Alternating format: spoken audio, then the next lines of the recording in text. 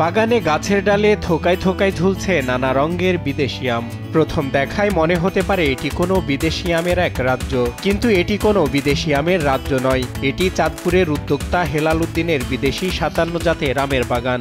নজরকাড়া আম দেখে খুশি স্থানীয়রা, তাই তো দূর দূরান্ত থেকে দর্শনার্থীরা এসে ভিড় করছেন তার বাগানে।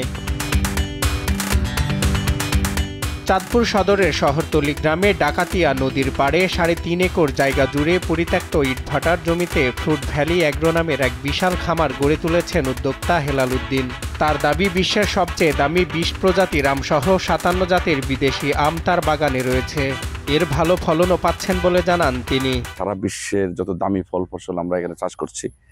এখানে ৬০টা আছে, প্রায় ২৭ প্রজাতির।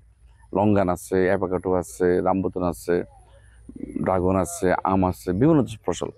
তো সেখানে আমের ভ্যারাইটি আপনারা এখানে আমের বাগান আছে। কি সুন্দর দৃশ্য দেখতেছেন আপনারা। এখানে রেড আইভরি একটা জাত এবং একটা বিখ্যাত একটা জাত। তো এই ধরনের ৫৭ জাত এই ছোট বাগান আছে, প্রায় ৩.৫ একরে বাগানটার আয়তন। বাগানটিতে কেমিক্যাল ও বিষমুক্ত বিদেশি আম চাষ করে সবাইকে তাক লাগিয়ে দিয়েছেন উদ্যোক্তা হেলাল উদ্দিন। তার বাগানে রয়েছে বিশ্বখ্যাত আম Valencia Pride, Lemon Zest, Rosa Rosa, Ataulfo, Carabao সহ ৫৭ জাতের আম।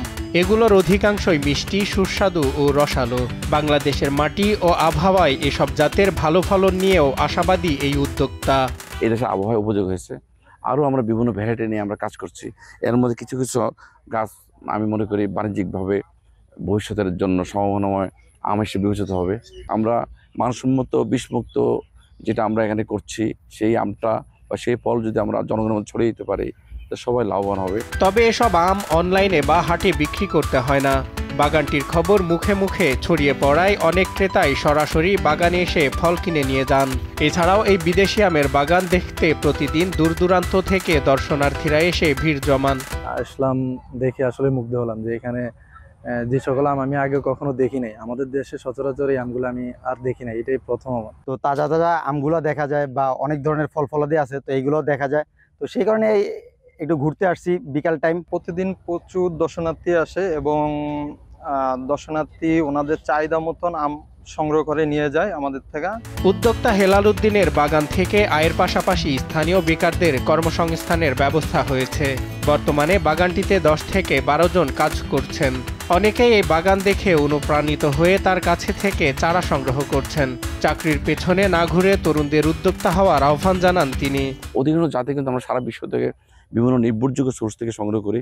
তো এই বাগানের ম্যাক্সিমাম গাছ জাত কিন্তু আমরা পেয়েছি যে আমাদের ইটালি প্রবাসী মোহাম্মদ বাহাদুরের মাধ্যমে, যিনি ইউরো বাংলা এগুলোর কর্ণধার।